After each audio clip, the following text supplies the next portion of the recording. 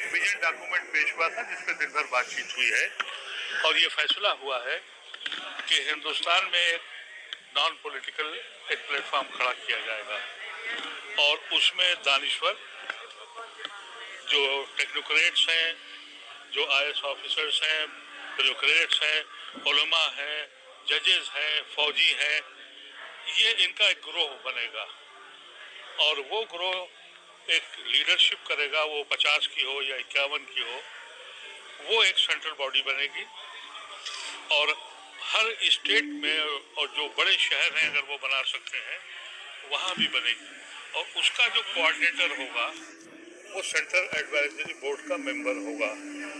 ये consensus clear है कि किसी एक की क़यादत नहीं करनी है बल्कि अब कलेक्टिव क़यादत होगी और हिंदुस्तान में जिस तरीके से फासिस्ट फोर्सेस जब चाह रही हैं वो हमारे ऊपर अटैक करती हैं, रोज़ आइन को तोड़ती हैं, रोज़ इस मुल्क की रूह को कत्ल करती हैं, उससे लड़ने की कॉन्स्टिट्यूशनली और लीगली वो एक प्लेटफॉर्म तैयार होगा। लड़ाई संविधान के लिए है या मुस्लिम समुदाय पे जो हमला हो? अगर संविधान नहीं है तो मुसलमान का कोई वजूद ही नहीं है।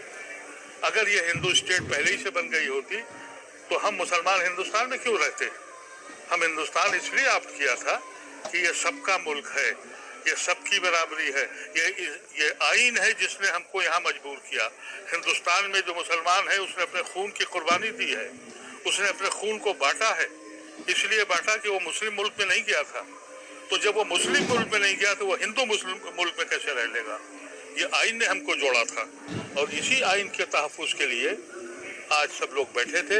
ये हिंदुस्तान की तारीख में पहली बार हुआ है कि 382 लोग दिल्ली से बाहर से आए, कोई बस से नहीं आया, किसी को बुलाया नहीं गया, ये लोग अपने पैसों से आए, अपने अखराजात खर्च किए और कोई भी इनको किसी तरह की फैसिलिटी देने की हम लोगों की हैसियत नहीं थी। और कभी आपने ये भी नहीं देखा होगा कि ऐसी शख्सियतें जिनकी सेहतें बहुत बिगड़ चुकी हैं, गवर्नर अजीज साहब हो या शाह फारूक अब्दुल्ला हो या रहमान खां हो, ये पहले वक्त से लेकर और ये 6 बज चुका है वो यहाँ से नहीं हटे। हालांकि जो अभी तक के दस्तूर थे कि जब वीआईपी आते हैं तो कहा जाता है कि भाई आप बोल लीजिए और चले जाइए, उन्होंने कहा कि नहीं, ये मसला ऐसा है कि हम यहाँ आखिर तक बैठेंगे, सबको सुना और फिर अपनी राय से हम सबको उन्होंने नवाजा।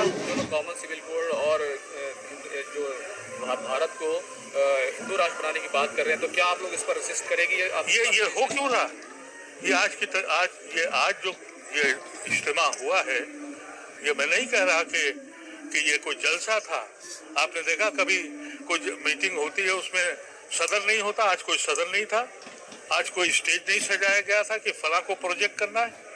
आज सर जोड़ के बैठे थे हिंदुस्तान के मुसलमान और गयूर मुसलमान, और वो मुसलमान जो बहुत दूर दराज से आए वो इस मुल्क को इन्हीं चीज़ों से रोकने के लिए।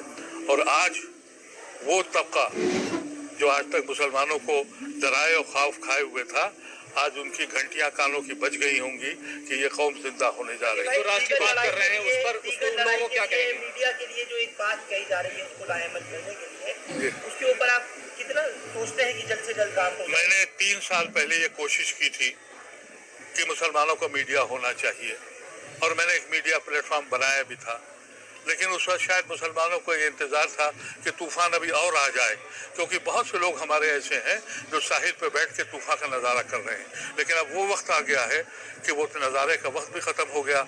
जहाँ वो साहिल पे बैठे थे तूफ़ान वहाँ तक पहुँच गया है और अगर अब भी नहीं जागे तो कुछ नहीं बचने वाला है। आज मुझे इस बात की बड़ी खुशी है कि ये सारी कौम इसने अंगड़ाई ली। जो लोग कॉमन सिविल कोड के थ्रू हिंदू राष्ट्र बनाने की बात कर रहे हैं उनसे क्या कहेंगे? उनसे लड़ेंगे। कॉमन सिविल कोड पहले अपना तो बना ले। अरे वो कौम जिसके यहाँ यही नहीं पता है कि उनका कोड क्या है। अरे कहीं मामा से शादी जायज़ है, कहीं गौत्र में नहीं शायद है।